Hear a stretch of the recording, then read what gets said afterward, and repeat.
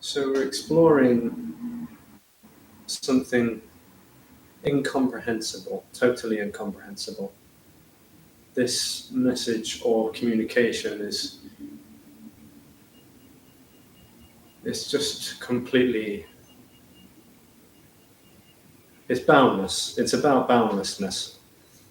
So what is suggested is that boundlessness is without any limitation, without any conditions whatsoever. It appears to be conditioned, but that's an appearance. So all there is apparently what's appearing to be. And by being appearances, it's insubstantial. It's not absolutely real. It's not absolutely unreal either. It's simply appearing. So appearing as sensation, appearing as sights, sounds, smells, tastes, feelings, emotions, thoughts, ideas, memories, beliefs. Beliefs and opinions come a little bit in towards the dream part, but really there is just simply the immediacy, absolute immediacy and spontaneity.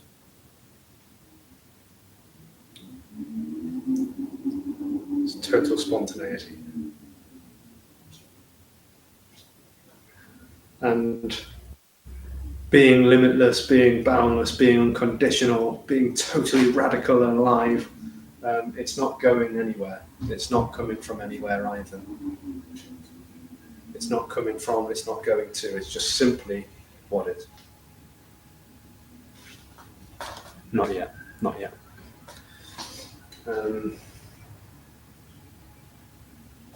And being boundless, being unconditional, being free, being limitless, what can seem to also appear is contraction. So boundless energy can appear as contracted energy.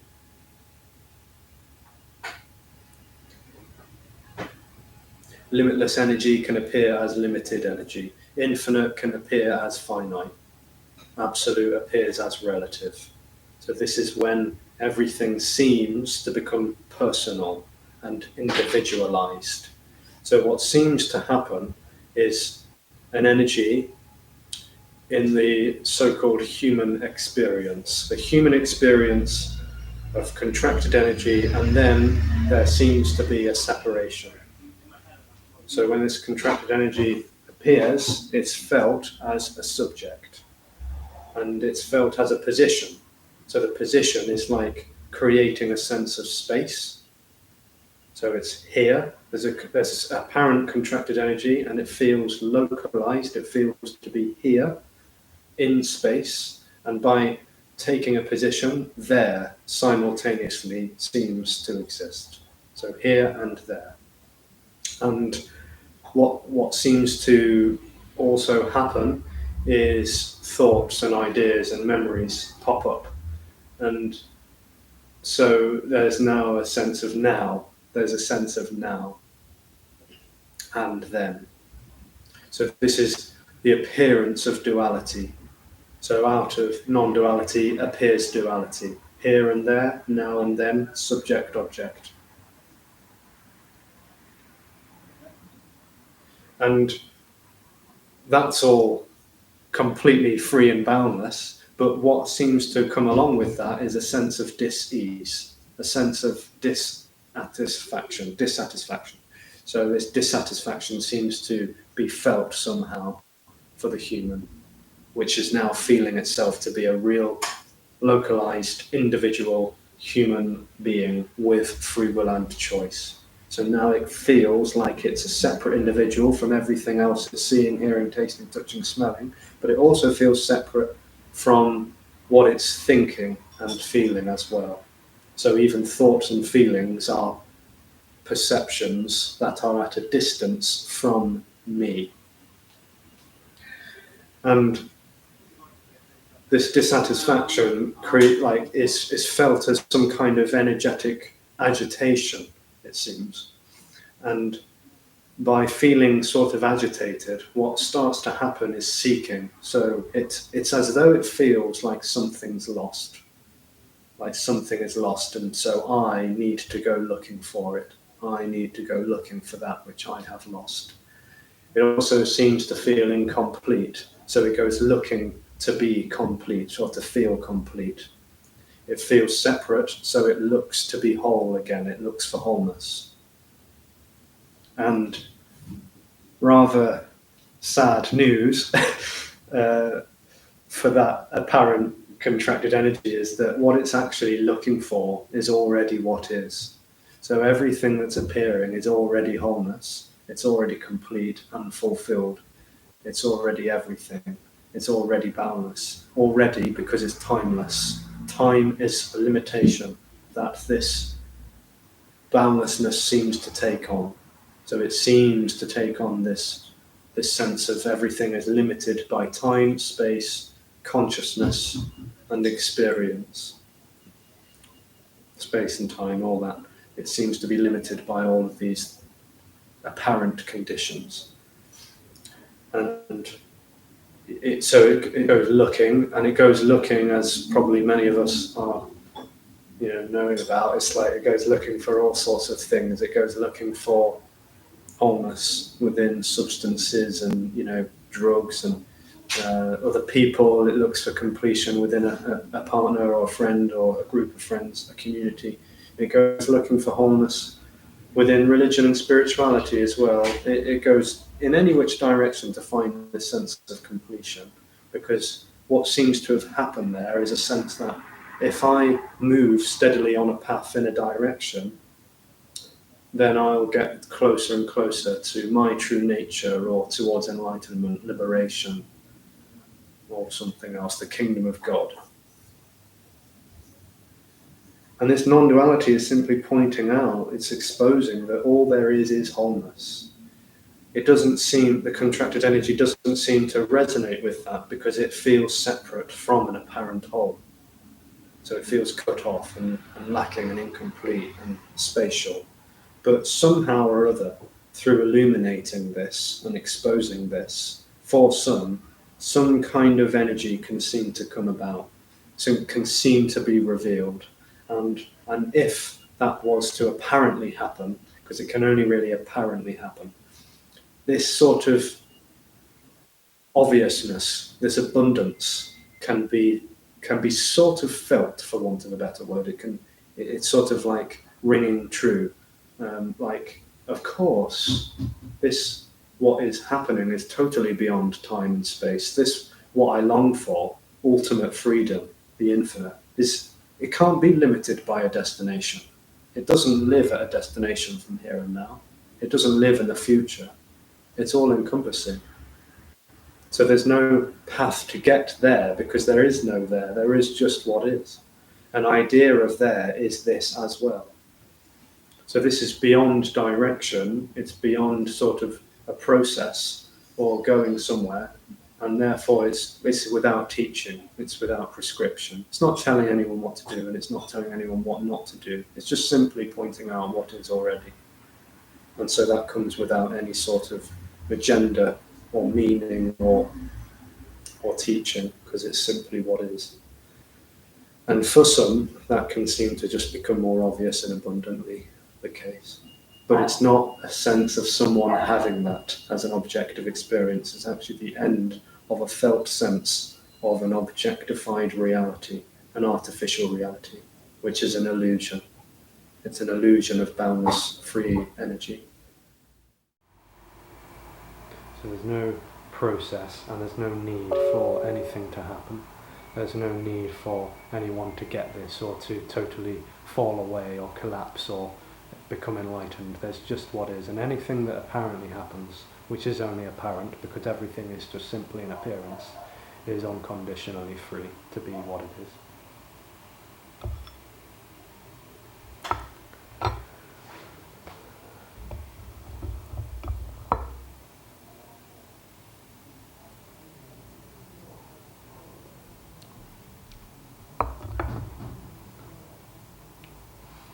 If a housemate stroke flatmate is messy, can blame still happen even though there is no one to blame?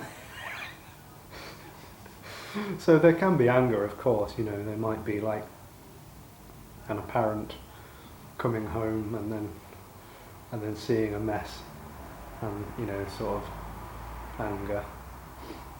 So that, you know, an anger might happen and a confrontation might happen and all the rest of it. But it's obvious that there's no one, you know, that's choosing to make a mess or not make a mess. And there's no one choosing to confront or not confront either. There's no relating anymore, which can't be comprehended. There's no relating to another person who apparently made a mess. There's just an apparent mess, an apparent response.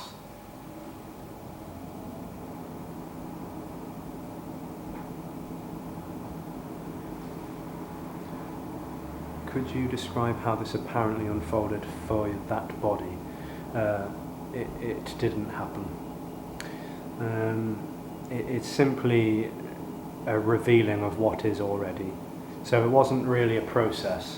When there's a sense of me having an experience and then hearing about contracted energy and emptiness and all the rest of it, there seems to be a bit of a process. There seems to be a dance because time is still felt as real.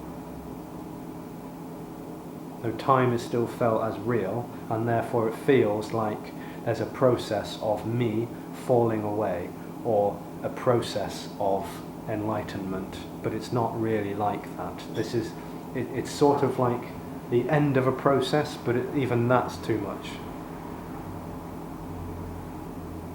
But yes, going to meetings and listening to people and, and then having a chat with Tony and that, it's like there was an apparent unravelling seeming to happen, which was out of anyone's control. But a resonance would seem to be felt, almost like the contracted energy was wobbling. There's some reluctance to go more into that, because what tends to happen when someone hears that, who's looking for liberation, fulfillment, or even enlightenment, feels like, oh, maybe I can have that, maybe I can resonate with this so-called message. But that's hope-driven, and it seemingly keeps that little contraction going.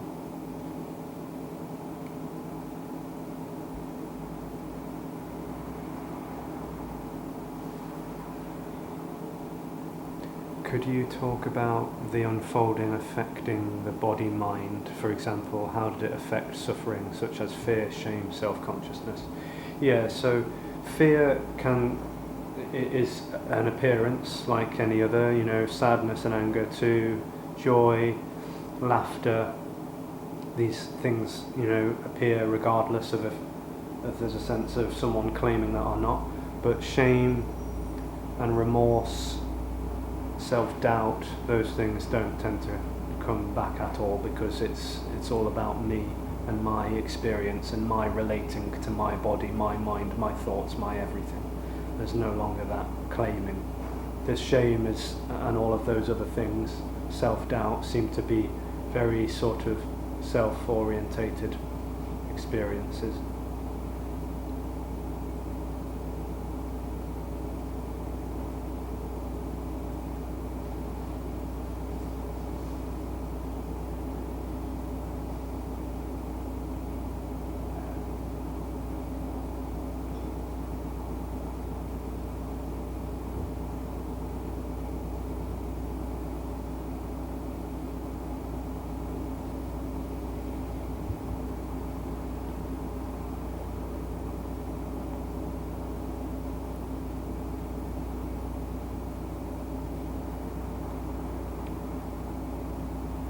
Is knowledge just stories?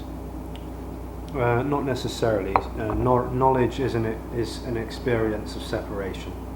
So in order for there to be apparent knowledge, there has to be an apparent knower, and an apparent known is subject and object, which requires a distance and two-ness.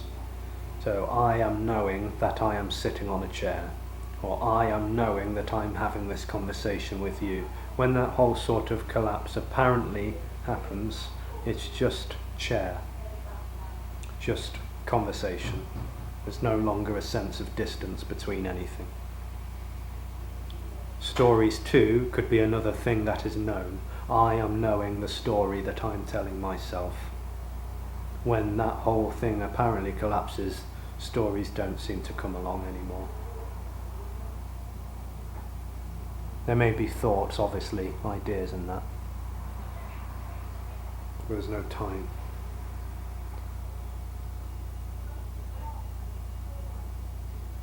Is there a certainty over the absolute nature of reality? So there is kind of a clarity that can seem to be, but it's not about reality, because there isn't one. There's no reality. There's the appearance of a reality, but it's real and unreal simultaneously. It's not simultaneous even, it's not even timed, but it's just... everything just kind of collapses into the immediate thisness. Totally spontaneous, organic, wild and free, but there's no one knowing that. However, it's obvious. It's sort of obvious, but it's not known. It's not an obviousness that is known, which can't really be comprehended. This is not about comprehension.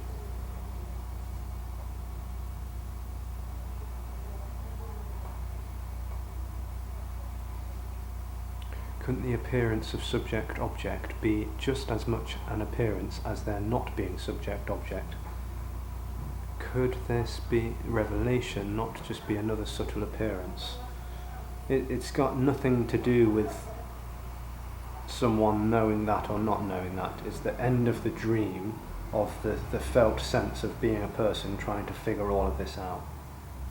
And this sort of utterance, although it's, you know, been hearing this from Tony and Jim and others, it's like, yes, this is coming out with a certain language and everything, but beyond that, it's just total nothing. It's just nothing. It's just coming out of nothing. It is nothing.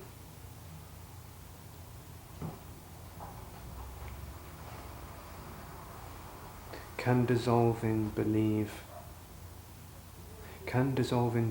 connected to a separate individual support the death of me? So there is no process. There is no process to the apparent dissolution. What sounds like is happening there is a presumption that there is someone who has free will and choice who can decide to unravel all of the beliefs.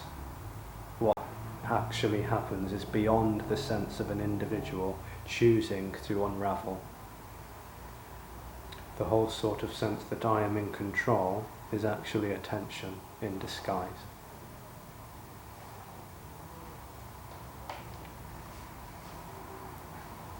You okay? A lot of questions going through.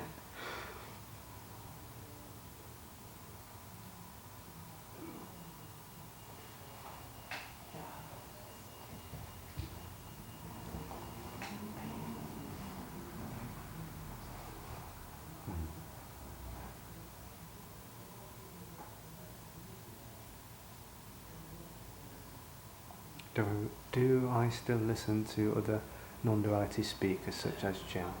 So occasionally when a new video has come out by Jim or Tony, it might be watched. It's not done for someone, it's not someone watching it, it's just, the video goes on because it's fun to listen to, but it's not like that'll make this any better or worse. It's just, sort of enjoying. Why can't there be a process of dissolution? If this illusion is attention in the body-mind, it seems reasonable that this brain can do things to unravel it. So yes, the brain and the nervous system and the body seem to make decisions. So the decision to have hot chocolate instead of a chai latte happened. The illusion is that it was felt as though someone made that choice to have one or the other. It just happened. It just apparently happened. What can be said for this is that because there is no real time, there is just the total immediate spontaneity of what is. This isn't really about a process. It's not, I said this before, but it's not apparently. It's not really a process, it's not really the end of a process, it's the end of feeling and sensing that there ever was a process.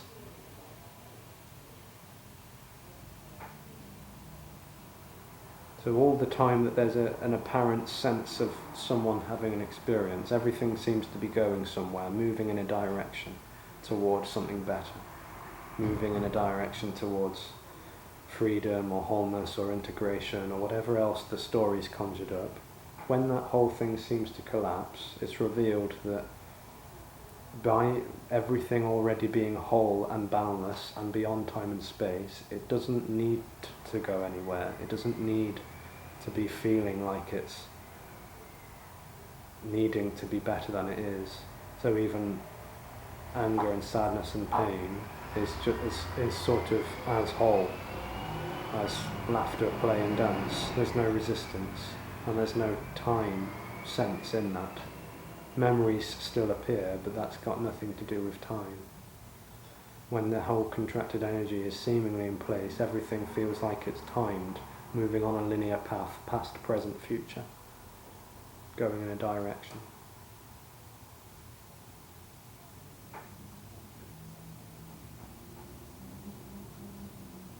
I always want something better, and it always wants something to happen or needs something to happen. It's constantly seemingly agitated and dissatisfied with what is, so it continuously longs for what could be. It seems to live in what will be. It's not saying that's wrong or bad, it's just sort of pointed out that's the sort of the story, this illusory nature of the story is seeming to live in. But it's not bad or wrong, it's just what also is appearing to happen. Was the revolution mind-blowing? It sounds effing awesome. It seems like it's not a big deal as you speak of it. Yeah, so, what the glimpses and that, when there's, this sort of obliteration, it can be like, wow! It can be wow, like full-on explosive and joyous, but like anything else, apparently the body just gets used to this whatever is. So it can be like a wow, like an incredible joyous wow, and then the wow just apparently gets a bit more sort of simple. I mean, it is simple, it's so simple.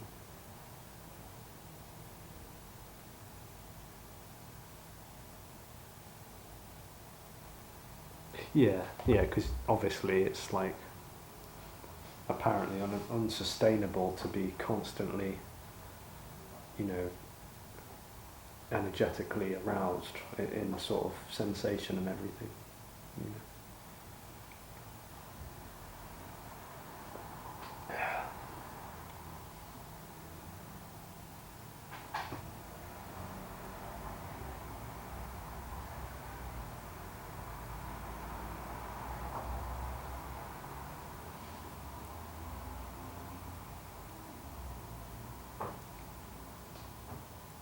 What were you doing when it was realised? So it wasn't like a click moment. It wasn't like that.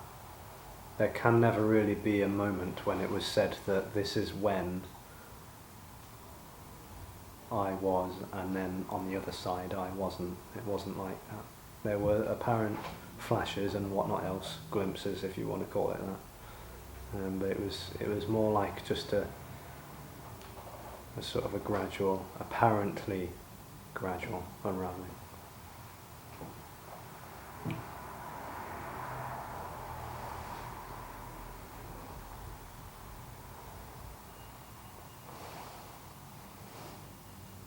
Is this the cure for mental health issues?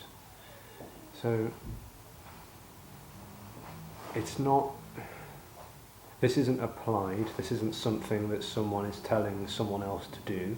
Like if you take on what's being shared as information, then that will probably lead to dissociation and suppression, which would be a total misinterpretation of what's being shared. It's not prescribed to someone to make anyone's life better. It's not saying that if you fall away, life will be better without you. It's not saying that, although that will be heard by some. It's saying that what's seeming to happen is a contraction of energy, which can seem to lead to dissatisfaction. And simply, as an exposure seems to happen, some can seem to resonate with that.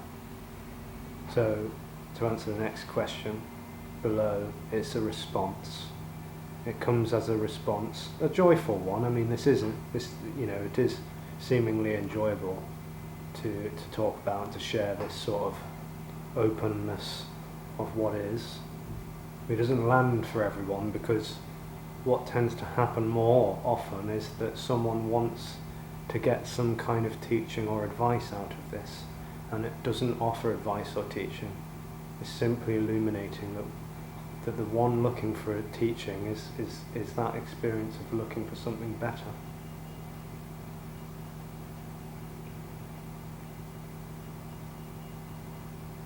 But whether that resonates or not, it's all sort of whole and free to be that. Again, we'll almost certainly not feel that way for that energy, but when there's an openness, there just can seem to be some kind of a yes, like this is it, yeah, this is freedom, it's already freedom. It's not freedom for me, it's not freedom in the future, it's already freedom.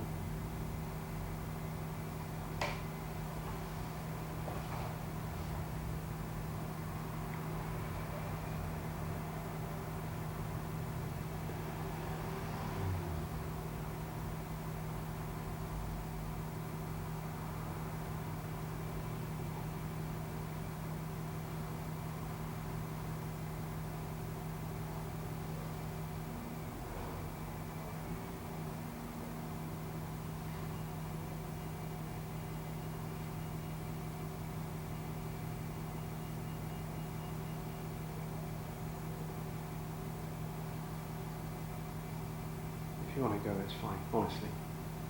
You sure?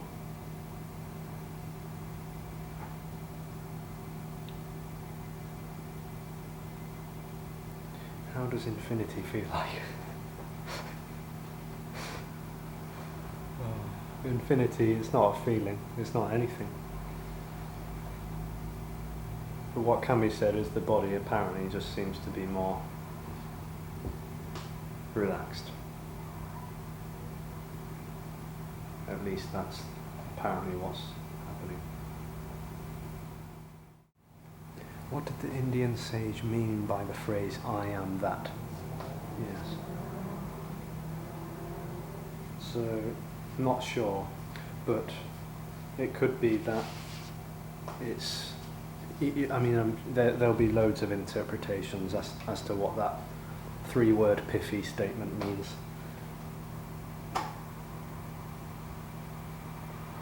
It could be the contracted energy is boundless energy.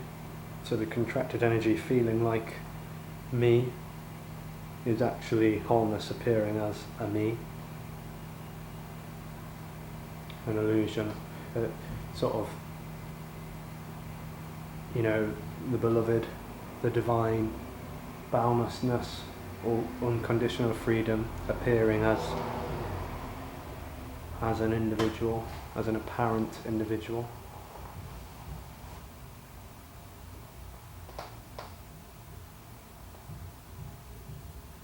There'll be loads of different interpretations as to what that means.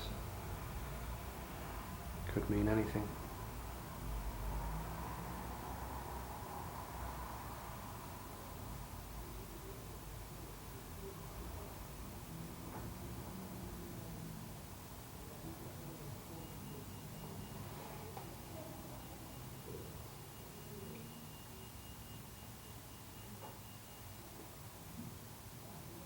In what sense is this absolute freedom?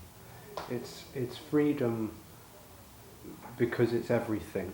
It's all-encompassing, totally everything. It's boundless. It's without limitation.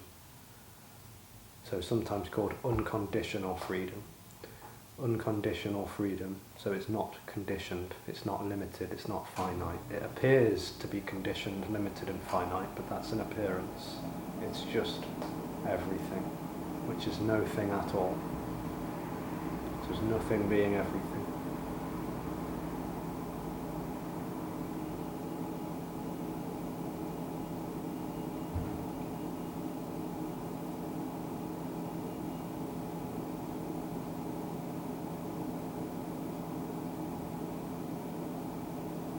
And all the time it seems like there's someone. That doesn't seem to be the case. It doesn't seem to be like this is unconditionally free. Because all me seems to know is conditional things and separation.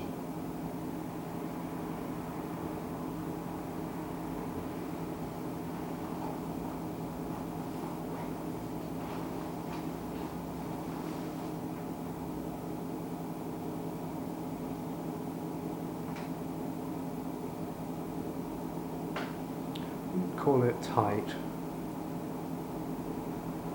Has no qualities really. I mean, it appears as whatever it is, but it's not tight or. I mean, tightness. The word tight sort of implies tense or something, or sort of limited. It's not. It's the opposite. It's totally boundless and free.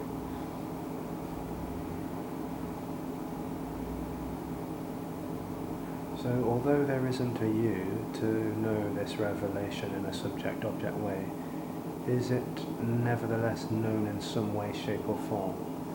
So it's not about knowing, it's the end of knowing. It's the end of a sense of a position of a knower. So once sensation was apparently known, it's not known anymore, it's just a mystery. The brain apparently seems to know words and concepts and all that, so as to apparently talk about this, but it has actually nothing to do with knowing, which again is incomprehensible and doesn't really make any sense. But that's the way it seems to be.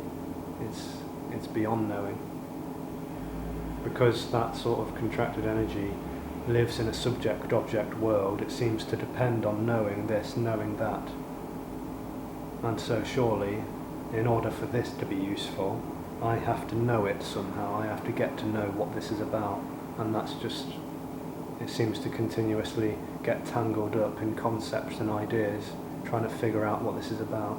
And beyond all of that, it's just total immediate. It's immediate because it's not distanced. It's just what is. It's just this, so alive, so free.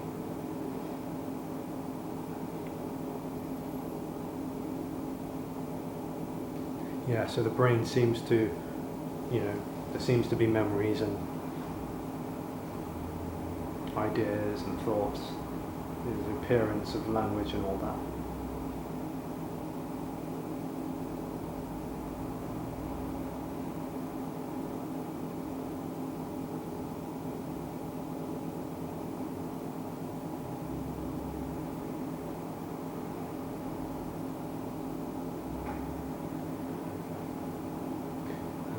Even though this will never be figured out or comprehended or known or grasped, what seems to be happening is beyond all of that. It's energy.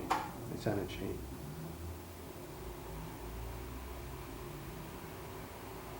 Sitting around and waiting for that energy to become more known or tangible is another process, but really this energy is beyond conditionality. It's radiant. It's so radiant, vibrant.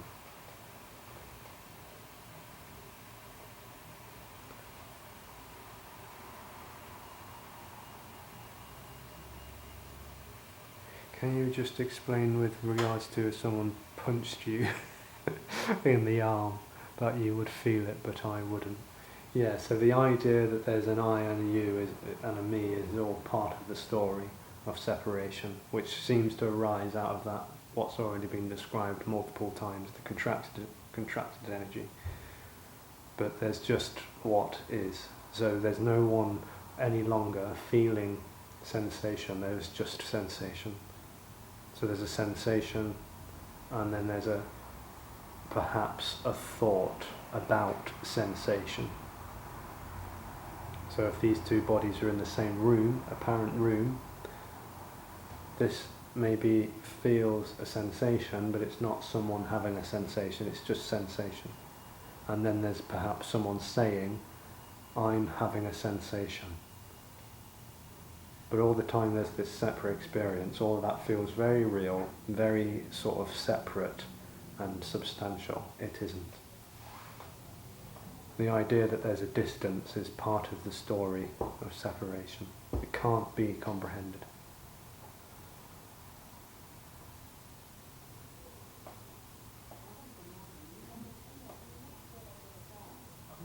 Comprehension is a limitation that boundless freedom takes on. Would you say that there is no self or separation in existence? Or that there is no self or separation through? Yeah, so there's just the appearance of some kind of feeling of me looking through the eyes, the ears, the nose, and the mouth, and the body. Even looking like at thoughts, it's a separation experience. And that's a dream. It's a dream of a separate reality. Once that collapses, everything is so boundless and free, there's no longer separation. It's totally whole. Totally whole. Totally whole.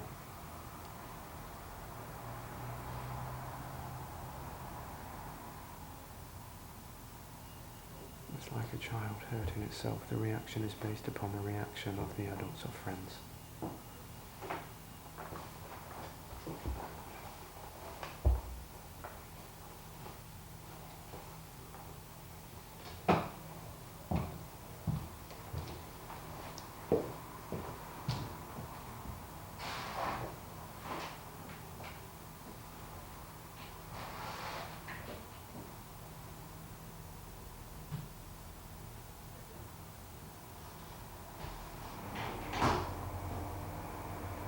I'm not quite sure what you mean by that, son.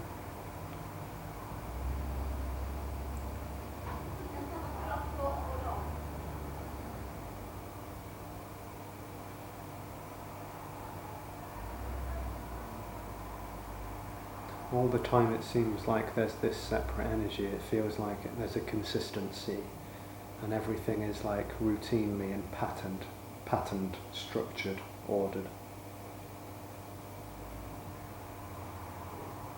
Because time seems to be real, and therefore everything seems to be in a linear path through time.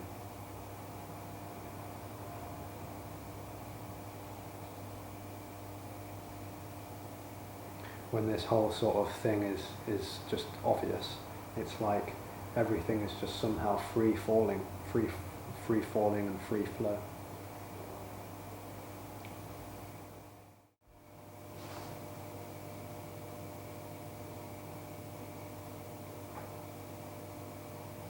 So yeah, essentially what's being shared is, without teaching, advice, instruction or prescription, however, is simply an exposure that this is wholeness, that wholeness is all-encompassing. Wholeness being everything is this as well.